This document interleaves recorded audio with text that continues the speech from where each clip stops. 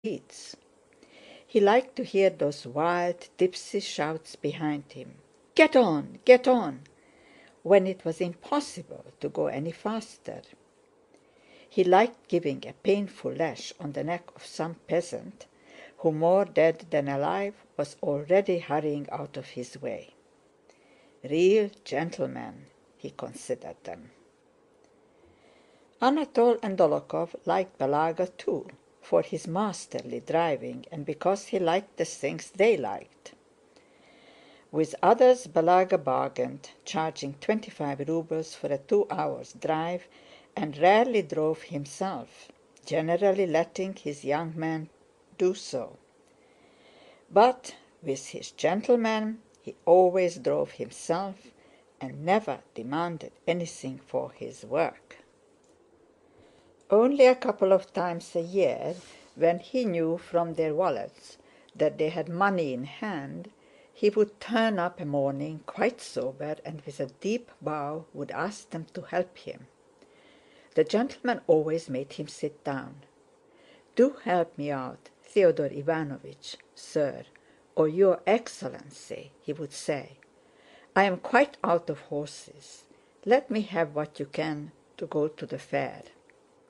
And Anatole and Dólokhov, when they had money, would give him 1,000 or a couple of thousand rubles.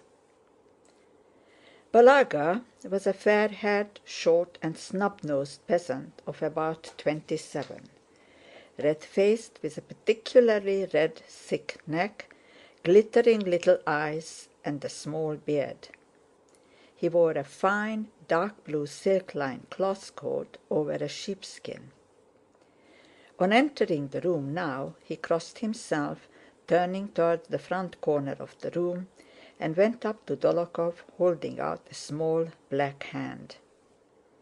"Theodore Iványch," he said, bowing. "How do you do, friend? Well, here he is." "Good day, your excellency," he said again, holding out his hand to Anatole, who had just come in. "I say, Balagá," said Anatole, putting his hands on the man's shoulders, "do you care for me or not, eh? Now do me a service. What horses have you come with, eh?" "As your messengers ordered, your special beasts," replied Balagá. "Well, listen, Balagá. Drive all three to death, but get me there in 3 hours, eh?" "When they are dead, what shall I drive?" said Balagá with a wink. "Mind I smash your face in. Don't make jokes," cried Anatole, suddenly rolling his eyes. "Why joke?" said the driver, laughing. "As if I would grudge my gentleman anything. As fast as ever the horses can gallop, so fast we will go." "Ah!" said Anatole. "Well, sit down." "Yes, sit down," said Dólokhov.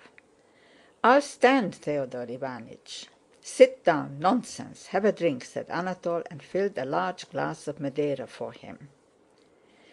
The driver's eyes sparkled at the sight of the wine. After refusing it, for manners' sake, he drank it and wiped his mouth with a red silk handkerchief he took out of his cap.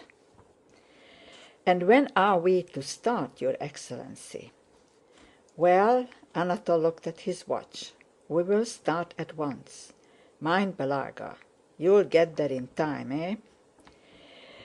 "That depends on our luck in starting, else why shouldn't we be there in time?" replied Balagá.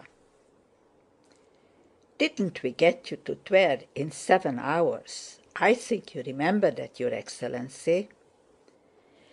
"Do you know, one Christmas I drove from Tver," said Anatole smilingly at the recollection, and turning to Makárin, who gazed rapturously at him with wide open eyes. "Will you believe it, Makárka? It took one's breath away, the rate we flew. We came across a train of loaded sleighs and drove right over 2 of them, eh?" "Those were horses," Balagá continued the tale. "That time I had harnessed 2 young side horses with the bay in the shafts," he went on, turning to Dólokhov. Will you believe it, Theodore Ivanitch, those animals flew 40 miles? I couldn't hold them in. My hands grew numb in the sharp frost, so that I threw down the reins. "Catch hold yourself, Your Excellency," says I, and I just tumbled on the bottom of the sleigh and sprawled there. It wasn't a case of urging them on. There was no holding them in till we reached the place. The devils took us there in 3 hours. Only the near one died of it. End of chapter 16.